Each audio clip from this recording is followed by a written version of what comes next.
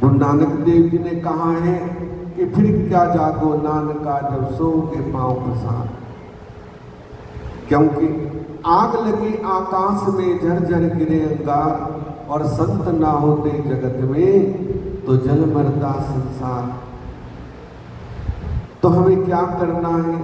केवल और केवल ना धन साथ देगा, ना कोठी बंगले साथ देंगे, न ही संसार साथ देगा, साथ तो केवल नाम ही हमारे पहले भी साथ था और आज भी साथ है और आगे भी साथ रहेगा। तो जिस सुमिरन से अति सुख उपजे, सो सुमिरन क्यों छोड़ दिया। हम सब काम कर लेते हैं, लेकिन जो हमने करना चाहिए उसे छोड़ देते, उसे हल्के में लेते हैं। जिसको भारी में लेना चाहिए उसे हम हल्के में लेते हैं। क्योंकि ये जीवन सब जानते हैं, अनजान कोई नहीं है। जान हर बात को बना अनजान है, और 4 दिन की जिंदगी अंधेरी फिर रात है। सब कुछ हम जानते हैं, लेकिन जानते हुए भी अज्ञान बने हुए। तो खूब भगवान का सुदृढ़ भजन करो, उसी से कल्याण होगा। क्योंकि कलयुग में केवल एक ही पैर धर्म का है, और वो है भगवान का सुमिरन और दान। जिसके पास ये है वो अवश्य भव से पार हो जाएगा। सतयुग में 4 चरण थे, त्रेता में 3 रह गए, द्वापर में 2 रह गए, और कलयुग में 1 चरण है। जिस दिन ये भी टूट गया तो ये धरती रसातल को चली जाएगी, परले आ जाएगी। तो जितना भजन और सुमिरन करोगे, अपने हाथ से थोड़ा हो बहुत हो दान अवश्य करना चाहिए। हम अपने लिए यदि 1000 रुपये रोज खर्च सकते हैं तो 100 रुपये उसमें से दान में भी लगाने चाहिए। किसी दिन दुखी की सेवा में, गौओं की सेवा में, ब्राह्मणों की सेवा में, और या जैसे अब पंजाब में आपने देखा है, पंजाब में क्या सारी दुनिया में ही तराई तराई हुई है।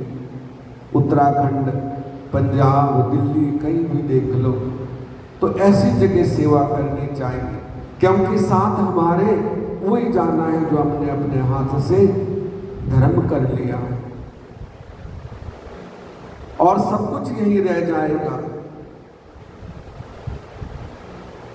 चाहे जितना जमा कर लो, यदि पानी आ गया या आग लग गई, सब कुछ जल जाएगा, सब कुछ भस्म हो जाएगा।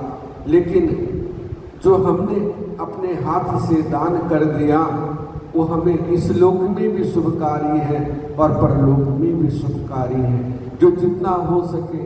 क्योंकि कलयुग में यही एक दान से ही कल्याण होता है, और भगवान के सुमिरन से ही कल्याण होता है। क्योंकि बड़े बड़े यज्ञ करना वो हमारे बस की बात नहीं है। बड़े बड़े यज्ञों में बड़ा खर्चा होता है। आज के समय में यदि हम यज्ञ करें, अश्वमेध यज्ञ, राशि यज्ञ, तो ये समझो कि कई करोड़ का खर्चा होगा। वो तो हर आदमी सुलभ नहीं है, हर किसी के लिए छोटा सा हवन करने में हम थक जाते हैं। तो जितना भी हो सके दान करना चाहिए, और नाम का सुमिरन करो, इसी से कल्याण होगा।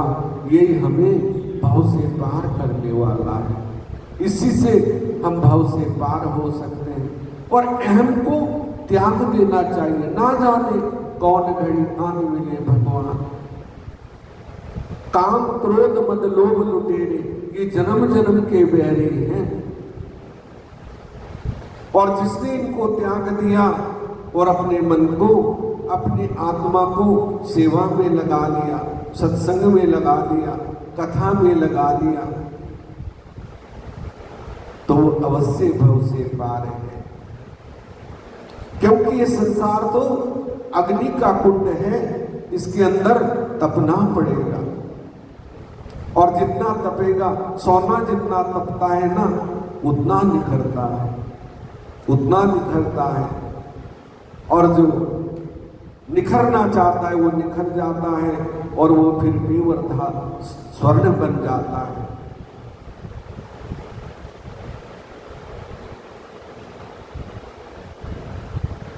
तो हमें प्रभु का सुमिरण करना है। कुम्हार मिट्टी को लाता है, मिट्टी को लाके उसे कूट पीस के कंकड़ पत्थर निकाल के तैयार करता है, फिर जो भी शेप वो देता है। मिट्टी ये नहीं कहती है कि मुझे इस शेप में नहीं ढलना है, चाहे वो उसकी चिलम बना दे, चाहे उसकी सुराही बना दे। चिलम में आग जलती है और सुराही में ठंडा पानी रहता है, अंतर यही है। तो हमें चिलम बनना है या सुराही बनना है?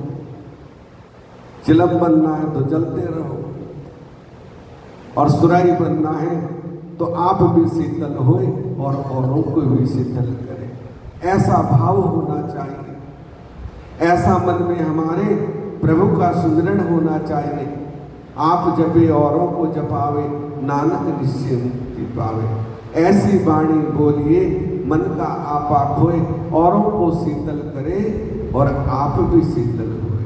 ऐसी वाणी होनी चाहिए कि हमें अपने आपे का भी ध्यान ना रहे, क्योंकि काम क्रोध तो ये तो जन्म जन्म के बैरी हैं, और इस जन्म में भी हमने वही किया तो ये मानव जन्म वृथा है। इस मानव जन्म का फिर कोई अस्तित्व नहीं है, कोई सार नहीं है। सार केवल और केवल भजन है, और जिसने उसको जान लिया वो उसके लोक को चला जाता है और उसका पुनर्जन्म नहीं होता। वो जन्म मरण से रहित हो जाता है और प्रभु के चरणों में सदा के लिए वास करता है। क्योंकि हम यहाँ संसार में जितने भी लोग हैं मृत्यु लोक में, सब जाने के लिए आए, रहने के लिए कोई नहीं आया है।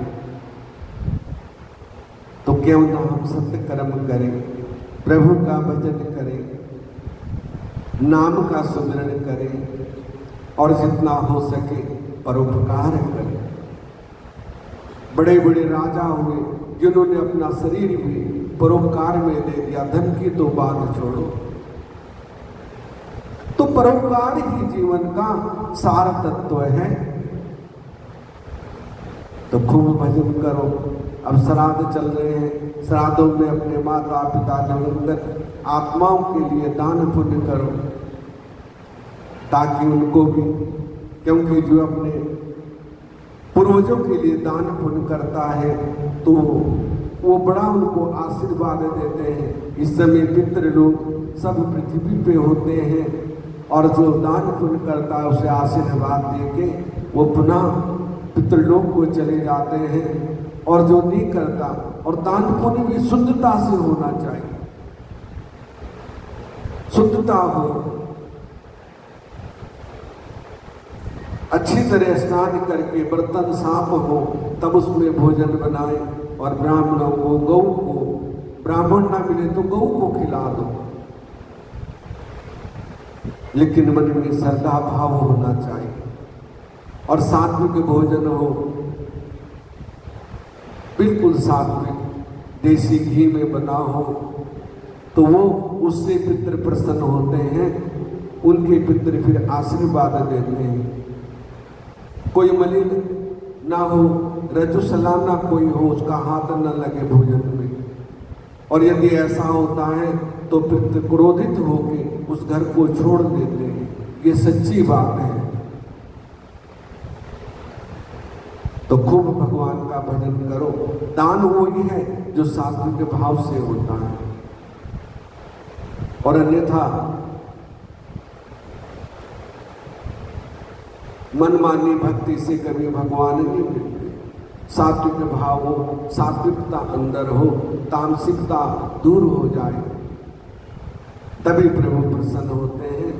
तो खूब भजन करो, दान पुण्य करो, दान करो, यही जीवन का सार है। आरती होगी, सभी आरती करेंगे।